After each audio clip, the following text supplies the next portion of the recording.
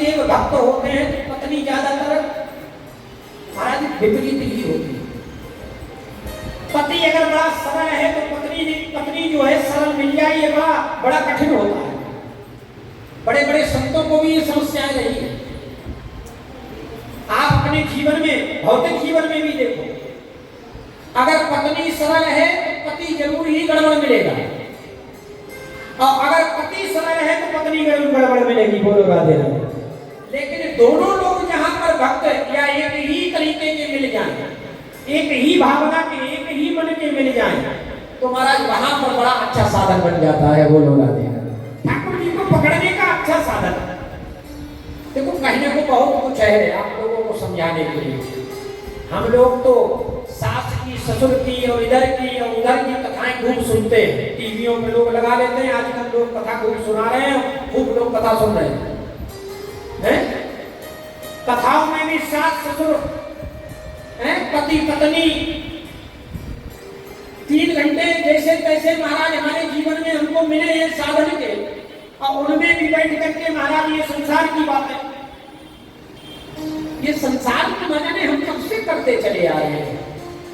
और अगर हमने मनुष्य जीवन में भी संसार ही किया तो ये संसार कभी छूटने वाला नहीं। बोलो राधे राधे।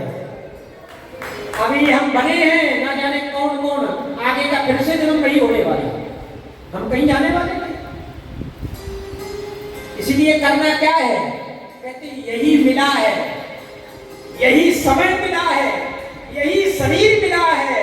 अगर पकड़ सकते हो तो पकड़ लो, नहीं तो धीरे धीरे ये भी जा रहा है, निकल रहा।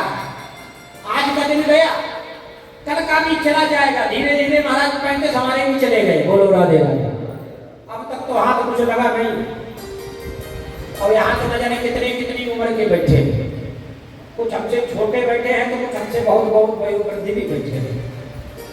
लेकिन महाराज अगर पूछा जाए आज तक कुछ समझ में आया?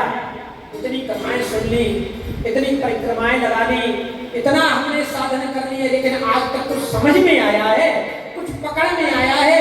तो महाराज बहुत कम ऐसे साधक होंगे जो ये कह पाएंगे कि हाँ हमारी समझ में कुछ आया। लोग हमसे पूछते भी हैं, हम तो झूठ बोलते नहीं, हम तो ये कहते हैं महाराज साधन कर रहे हैं, क्योंकि ये मनुष्य शरीर साधन करने के लिए मिला है। धीरे धीरे जब साधन करते रहेंगे तो सीधी सी बात है, जब परीक्षा देते रहोगे तो महाराज एक ना एक दिन पास तो हो ही जाओगे। बोलो राधे। इसका अर्थ ये नहीं परीक्षा नहीं देना है, परीक्षा देना परम आवश्यक है। जो परीक्षा देता रहता है तो विदेश से भी पास हो जाता है। जो परीक्षा देता रहता है तो परीक्षार्थियों को भी महाराज ये समझ में आ जाता है, बेचारा बहुत लिखता है, बहुत परीक्षा देता है, चलो कोई बात नहीं, इस बार इसने दिया है तो 3 नंबर बढ़ा दो। बोलो राधे राधे। और यही काम गोविंद करते हैं। तो कहते हैं कोई बात नहीं, साधन कर रहा है, हमारे लिए ही लगा हुआ है, निरंतर हमारे लिए ही सोचता है, कुछ सोचता नहीं है। हमेशा महाराज इतने संसारिक कार्यों में फंस करके भी मेरा ध्यान रखता है, मेरी कथाएं कराता है, मेरा कीर्तन कराता है। तो क्यों ना इसका अंत समय आया, अगर ये संसार में पड़ करके भूल गया तो इस संसार बड़ा सुंदर है। चाहे वो अपने नाती के रूप में हो, पोते के रूप में हो, बेटा के रूप में हो, बेटी के रूप में हो, व्यापार के रूप में हो, ये संसार बड़ा प्रिय लगता है। अगर भगवान का व्यक्ति चिंतन अंत समय में भूल जाता है, साधन करते करते, तो एक दिन भगवान याद कर लेते हैं। बोलो राधे राधे।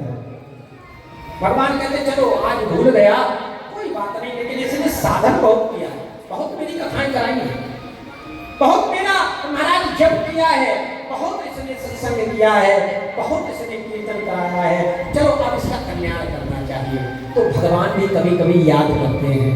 अगर आप अपने जीवन में भगवान को याद करते रहेंगे, अंत समय में भूल जाएंगे, तो भागवत जी की गारंटी है कि भगवान आपको याद करेंगे। बोलो राधे राधे। ये सत्य है।